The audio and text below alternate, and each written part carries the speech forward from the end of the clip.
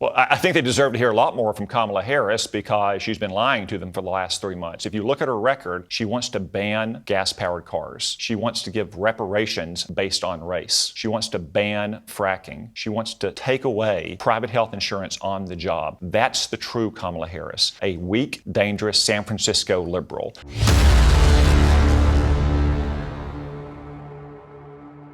Kamala Harris claims she's ready to be the commander-in-chief, but there's only one problem.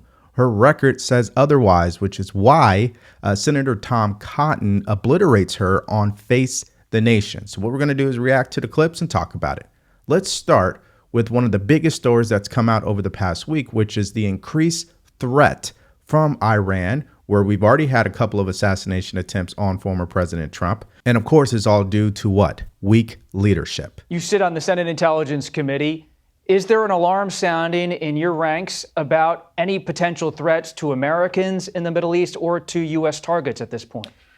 Well, from the minute Joe Biden and Kamala Harris got to the White House, there's been threats to Americans. Iran and its proxies have attacked our troops over 100 times, and we've barely ever struck back. There's been continued attacks on us. Again, just like we should support Israel in striking back against these terrorists, we should be striking back harder again. But that's not Kamala Harris and Joe Biden's policy. From the very beginning, they've appeased and conciliated the Ayatollahs. Kamala Harris, for instance, opposed Donald Trump's strike that killed Iran's terrorist mastermind in 2020. Over the last 4 years, they've given away tens of billions of dollars in sanctions relief. They've looked the other way as Iran violates sanctions. They've continually put more pressure on Israel than they put on Iran's terrorist proxy. That's why Kamala Harris is the Ayatollah's hand-picked candidate, and why the Ayatollahs are hacking into Donald Trump's campaign and trying to kill him. The more I hear about Iran, I think we could truly boil it down to three things that has caused this escalation of threats to America, American soldiers, former President Trump, of course. The first thing is obvious, the Afghanistan withdrawal. I mean, on the world stage, that is an embarrassment, okay? What does that project to our foreign adversaries? It's very clear what it projects.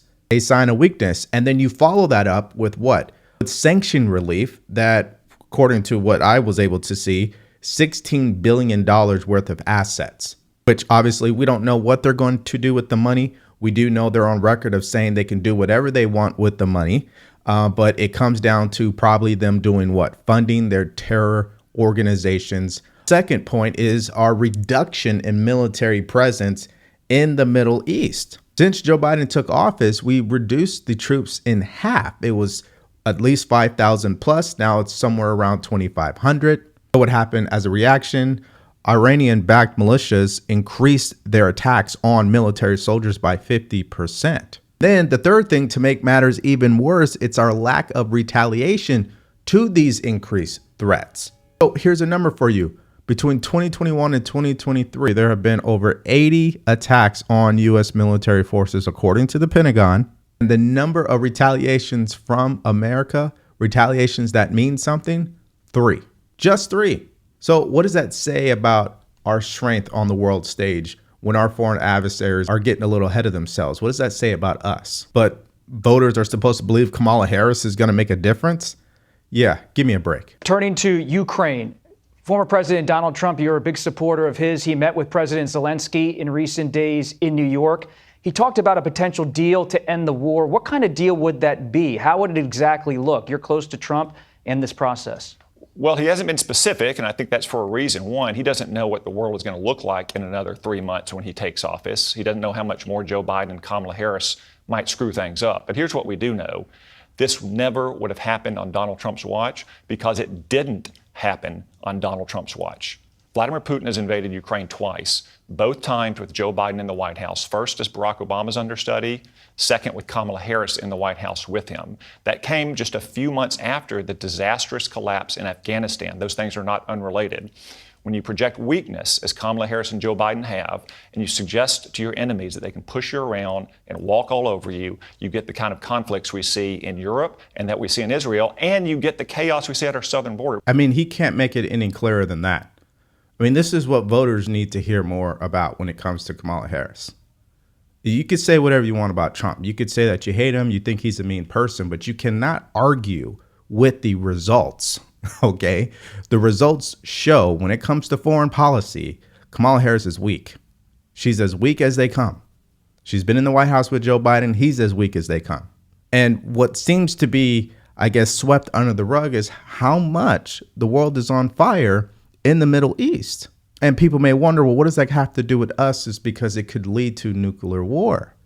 It could lead to escalation bleeding into other countries that are considered to be allies to us. So one way or another, it will impact us in a negative way. So the best thing to do is just to prevent it. And the only way to do that is peace through strength. The only way to do that is to have agreements, peace agreements. That's something that Trump was able to accomplish, which is why you didn't have that under his watch. Donald Trump has said he's not going to negotiate against himself or against Ukraine in advance. Once he takes office, that's the time to start hammering out the details in private and to make sure that something like this can't happen again, which didn't happen when he was president after the first invasion of Ukraine. But again, I just want to say the chaos that Joe Biden and Kamala Harris have unleashed across this world isn't limited to the other side of the world. It happens right here. The administration just acknowledged that they released more than 13,000 convicted murderers who illegally entered this country, more than 15,000 convicted sex offenders. That's 28,000 rapists and murderers who illegally entered our country, who Kamala Harris and Joe Biden have let roam our streets. That's the kind of chaos that they have unleashed for the last 4 years and that Donald Trump will put an end to. So here's a great question for the undecided voters out there. What chaos are you willing to deal with, right? If we buy into the propaganda from the corporate media, okay, which chaos are you willing to deal with?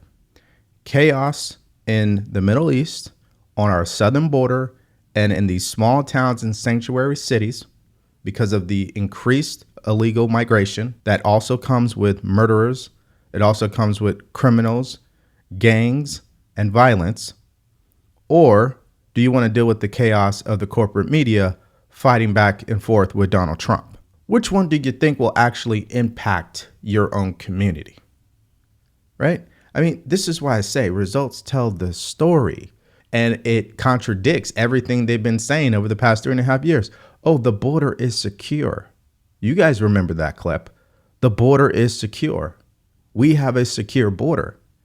Oh, okay. But the results are now showing we never had a secure border. So you're a liar, Kamala Harris.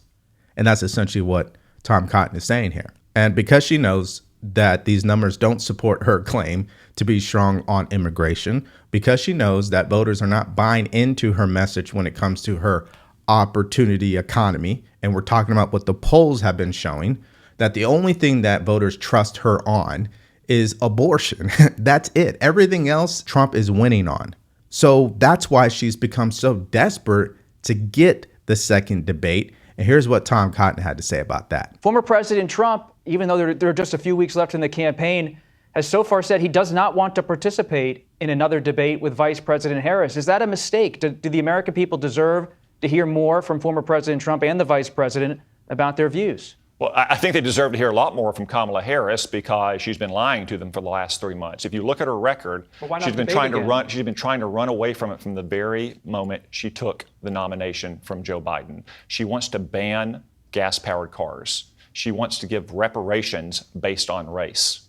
She wants to ban fracking. She wants to take away private health insurance on the job. These are not positions that she took as a teenager in high school. These are positions she took as a 54-year-old woman running for president in her own right. That's the true Kamala Harris, a weak, dangerous San Francisco liberal.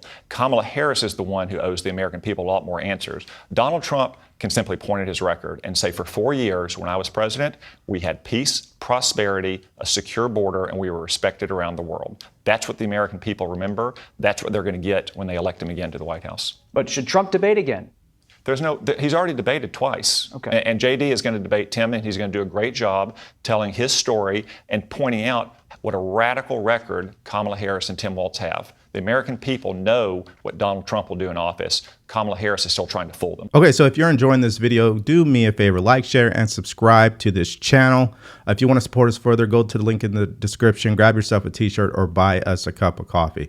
Senator Tom Cotton from Arkansas, what a guy he is. Very clean cut, button up, knows what he's talking about, very confident, and can respond to questions unscripted. If only the person running to be the next president of the United States could do that. That is Kamala Harris, of course, but we know that's not a reality for her. Now, let's get to the bottom line of this video and some points to leave you with. Number one, America has been very weak on foreign policy, and the foreign adversaries know that, which is why there's been an escalation of threats not only to America, but threats to our own U.S. military forces overseas in the Middle East. You have Vladimir Putin invading once again Ukraine. He didn't invade under Donald Trump. He invaded under President Obama and invaded under President Joe Biden. What does that tell you about the differences of foreign policy between the Democrats and the Republicans? I mean, the results tell the story. It doesn't matter how you get there. If we got to where we want to get to, that's the bottom line. And so on this issue, when it comes to Ukraine, on this issue when it comes to Israel, on the issue when it comes to the overall foreign policy, Kamala Harris is not ready to be the president of the United States, the commander-in-chief. You have to be deranged and delusional to think she is, because the record says otherwise. That's number one. Number two, why would Donald Trump ever reveal what he plans to do if he's not even elected president yet? That's insane. Foreign policy is a very strategic thing. Why does the media want to get into the details, the weeds of it all? I find that to be funny. I think they're looking for clicks. I think they're looking for a soundbite instead of just doing what's best for America. Hey, don't tell us what you're going to do. Just tell us what the bottom line will be. And the bottom line will be, if he becomes president-elect after November 5th, those wars are going to get wrapped up. That's what everybody cares about. And finally, we know who Kamala Harris is. She's a weak, dangerous liberal from San Francisco. There's no question about it. Look at her record for majority of her political career. It is counter to what she's trying to make people believe she is today. It does not make sense. She's been part of an administration that has been heavily progressive. In fact, in a lot of cases, too progressive for even the moderate Democrats, which is why the approval ratings for Joe Biden dipped, because they failed on the economy. They failed on immigration. They failed on foreign policy. And she's supposed to be Joe Biden 2.0. And we know that because she's yet to separate herself from Joe Biden. She hasn't said any policies that are really different from Joe Biden. She's only celebrated her time with Joe Biden. So how different will she be? There's a huge double binding message with her campaign. I love Joe Biden. We've had a successful administration under Joe Biden. His policies have helped America. But then I go onto my website and I say, well, I'm going to do this and I'm going to do that and I'm going to do this. Yeah, but you could have done it over the last 3.5 years. You could have advocated for that. You haven't. So what does that mean? It's a dog and pony show. It's smoke and mirrors. She just wants to say that so she can get elected. The problem, though, is she's running against an opponent who was already the president of the United States, and he has a record showing that it did help America. It didn't hurt America in the same way that Joe Biden and Kamala Harris has hurt America. So they can't claim that against Trump. So bottom line is, hats off to Senator Tom Cotton, once again obliterating Kamala Harris, telling people what the facts really are about what's going on in this election and who these candidates really are and who you should really vote for. That's my opinion. What do you guys think about this interview with Tom Cotton? What grade would you give him and his performance? Let me know in the comment section below. Thank you for checking out the video today. Stay grateful, stay focused, and stay true. Peace.